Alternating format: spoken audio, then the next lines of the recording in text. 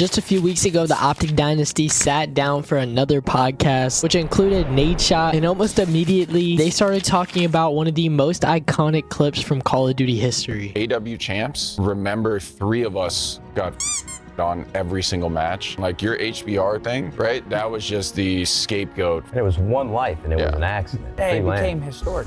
It did. After winning 3 events in a row during the Advanced Warfare season, OpTic was the favorite going into the biggest tournament of the year. And during an elimination match against FaZe, the captain of the team, Nadeshot, did this. Krim was -5, brings that down to -2. Nadeshot on your screen has switched over to the HBR. Going over to the assault rifle here, and one that we don't see nearly as often.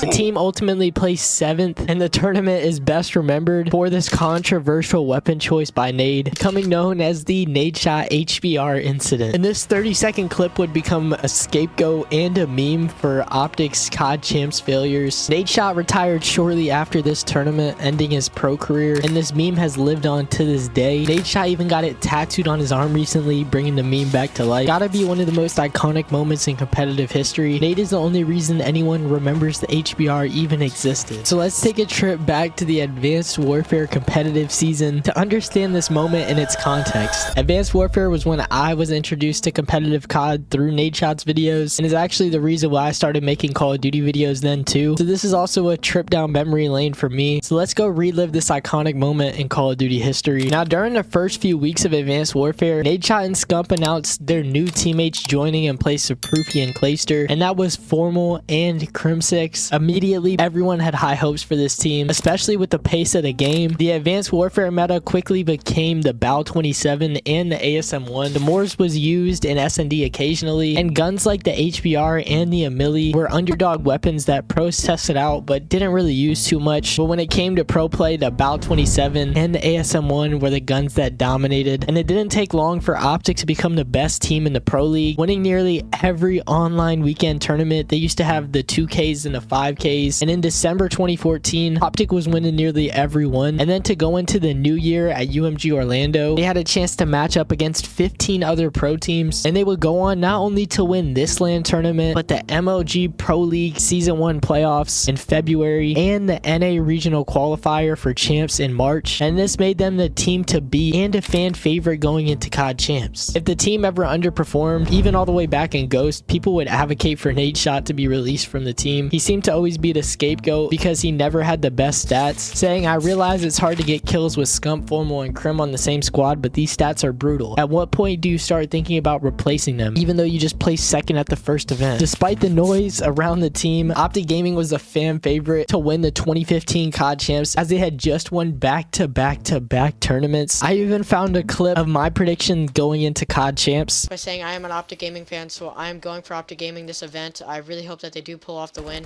And for some more context leading up to this event, in a podcast in 2023, Crimsix explained the mood of the team going into the Champs event. At Champs in AW, because we just won 4 events in a row, like travel day, and he's like, "Yeah, if we win, I'm gonna donate a charity tax write-off." You like needed to win it, and he like said that, and it just showed you that like you needed it. He just wanted it. About, yeah. So whether this happened or not, the team chemistry was off, but it seems like the other guys felt like Nade was holding the team down a little bit. And going into the biggest tournament of the year, they started group play strong. Now, there wasn't much competition in group play, and they went 9-1 in the map count. But in the other brackets, Denial Esports lost one of their matches, putting them in 2nd place, which meant that OpTic and Denial were going to have to face off in the first round of the tournament. Now, this was a potential championship matchup in the first round, and on Saturday, March 28, 2015, OpTic's road to champs began against Denial Esports in the upper bracket, and game 1 was a battle back and forth on the Detroit hardpoint. Scump was putting in work. Here it draws. There's one.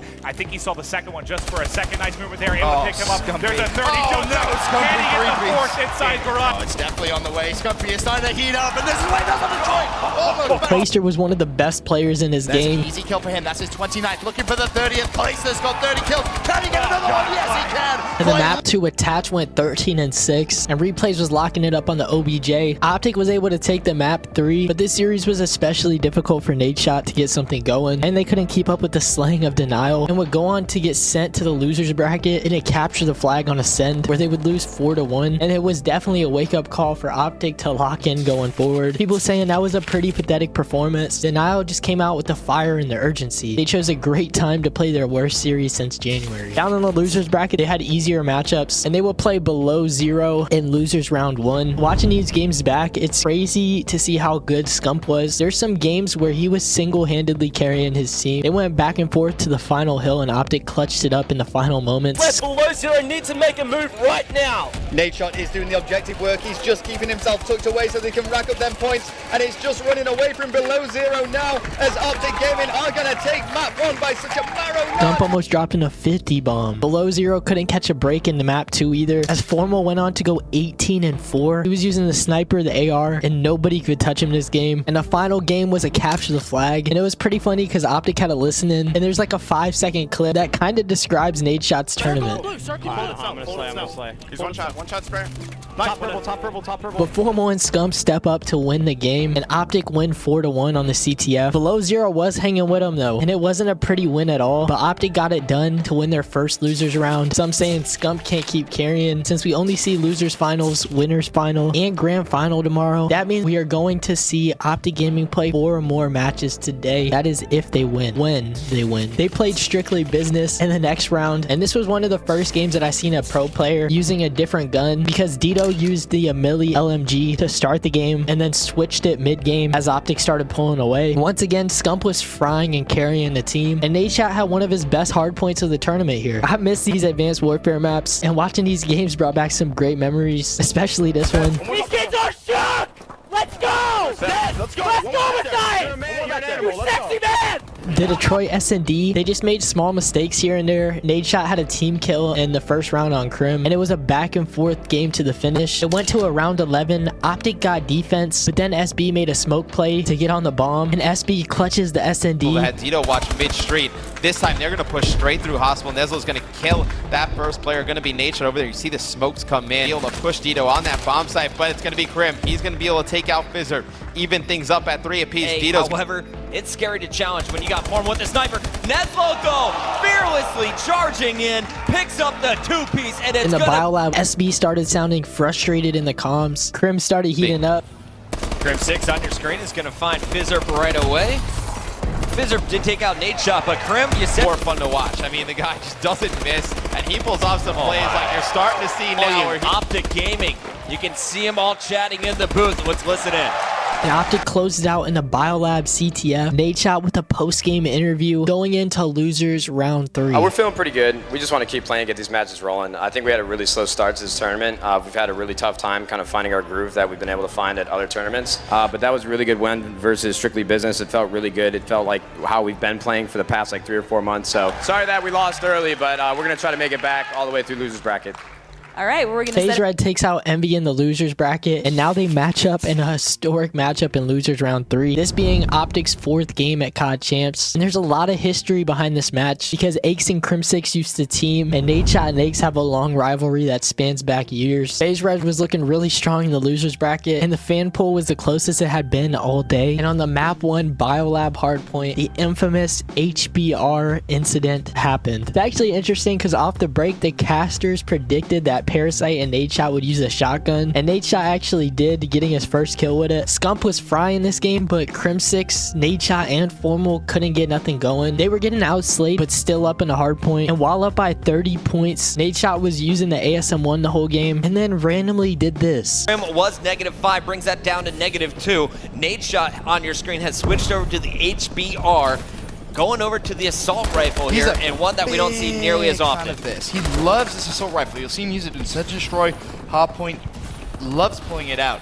He missed every shot with the HBR and then got smoked on the P1, and even the casters were confused. Nadeshot now fallen to 13 and 17, and after this moment, OpTic completely crumbled. FaZe started mounting the comeback in the final 3 minutes. Aches went huge with a 7 spree, and FaZe had all the momentum, coming back after being down by 60 points, and Nadeshot going 22 and 34. Few points, 20 seconds left in the game. Parasite drops, in goes Formal, in goes Nadeshot, in goes Crimsix from OpTic Gaming. This is an insane ending to this game. Down all 4 members of FaZe inside, and FaZe Red is going to take game number 1. The next 2 matches were nothing short of complete domination by FaZe Red. He actually used the HBR again in the final round. They had a camera on Crimsix, and he looked absolutely disgusted. Time is ticking as well. He's got the bomb with him, but he's going to go for the kills here. 20 seconds, you can't plant with 3 people checking, and he's going to tag up 1, and he's going to get executed. 6-3, FaZe Red taking a 2-0. Then on the comeback uplink, Nadeshot had his best performance, but FaZe Red beat them 12-4, knocking them out of the tournament. Now they had a consolation match for 7th place against TK. They got the reverse sweep and finished 7th place overall, winning $35,000. But Crim was not happy at all, saying, "I have never been so pissed in my entire life." FaZe Red would go on to place 3rd, and Denial Esports would win the 2015 COD champs, and Nadeshot retired just a week later on April 4th, 2015. But over on the COD competitive Reddit, at around 8 p.m., everyone had one thing on their mind. What was Nade doing? Why is Nade using an HBR in this match? I just have a quick question. Nadeshot is on this team to play OBJ. Why is he playing so kill-oriented with an HBR and Bal and not being aggressive? Nade is in his head so bad right now. I don't even know what he was trying to accomplish with pulling out the HBR. Down 5-3 and this fool pulls out an HBR. Prayers. I can't believe Nade pulled out an HBR. The HBR really isn't doing much for them. And this right here is the birth of the HBR meme. And the funny thing is, the HBR actually became a dominant weapon online after champs. So in some ways, Nadeshot was a little ahead of the curve for pulling this weapon out. But either way, people were cooking him. And ultimately, he reached his breaking point and retired, with Karma joining his place. But over the years, this meme has stuck in the Call of Duty community. And it feels like every year I'm seeing this reappear in one way or another. September 2018, long live the HBR. Believe in something even if it means sacrificing everything. Not too long after that, Nadeshot got roasted by Captain Price in a Warzone trailer. I might have a spot for you on the squad. Just don't pull out anything wacky like you did in 2015. HBR, mate? Are you serious? Formal even told his side of the story. Going to AW champs, the clear heavy hitter favorites, right? Alright, bro, let's go. It's champs, you know what I'm saying? We're about like halfway through the game. I realized that Matt's using a gun I've never seen before. I'm thinking it's a complete accident. I'm like, yo, do you want to put a sub? And I'm pretty sure you just like ignored me or just said like, yeah, take out a sub, take out a sub. And I was just like, alright. And Crim said it was the right play, but the wrong gun. You decided to use it to pick up the slack slang-wise. It was the right play, but the wrong gun. I think you and the HBR were the scapegoat for that, champs. It will pop up again on a podcast with Pokimane, where Nadeshot relived the moment again, and then came back to light in September 2023, when Crim6 brought up Nadeshot's tax write-off story, and it really highlighted their differences teaming together, and it kind of explains why it didn't work. And then to cement this moment even further, on November 8th of this year, Nadeshot got an HBR tattoo, cementing this moment as an iconic part of his COD career. Dude used an HBR for 60 seconds in a COD match and is still hearing about it and getting a tattoo of it decades later. The smallest things can stick forever. And then right before Christmas, OpTic sat down for another podcast and Nadeshot clarified what really happened. And the fact of the matter is, if like 2 of us were playing good, we wouldn't have gotten 7. We wouldn't have even gone to losers. Matt would have never pulled out an HBR. Wait, I thought he pulled it out in Detroit Hardpoint Game 1 versus Denial. Gentlemen, I pulled out the HBR on Biolab as an accident switching classes. Now, however many times this story changes, it will be a legendary moment in Call of Duty history. And while it may not be the sole reason for OpTic Gaming's loss at Advanced Warfare Champs, it became a symbol of their struggles and a lasting meme in the community. But if you think about it, if Nadeshot did win COD Champs in 2015, 100 Thieves might not even be a thing. So it ended up working out in the end for him. He was a really talented player. I'm sure he could have kept competing, and the HBR incident serves as a memorable chapter in his esports journey. So that is our trip down memory lane, looking back at AW champs and seeing what led up to the HBR incident. With that said, I hope you guys enjoy this video and have a happy new year. Let's make 2025 the best one yet.